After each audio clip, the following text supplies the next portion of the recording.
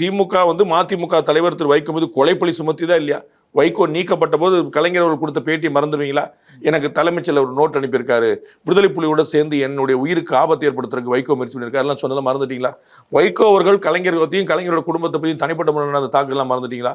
அதெல்லாம் மீறி அவர்கள் கொண்டு கொடுக்கும்போது இவங்களுக்கு வந்து என்னென்ன, நான் ஏடிஎம்கில் எல்லாரும் ஒன்று மண்ணா தானே இருந்தோம், ஏன் வந்து நீக்கப்பட்ட அவசியம் என்ன வந்துச்சுன்னு கேள்வி. அது அப்படியே இருக்கு. அது இருக்கட்டும், பரவாயில்ல, நம்ம வந்து அதை அப்புறம் பார்த்துக்கிடுவோம். இப்போ நமக்கு பிரதான நோக்கம் வந்து திமுக ஆட்சிக்கு வரக்கூடாது, தொடரக்கூடாது, நாம் ஆட்சிக்கு வருங்கிறது. நீங்க ஆட்சியில் இருந்தால் தானே சார் உங்களுக்கு என்ன அவங்களுக்கு என்னென்ன பேச முடியும்.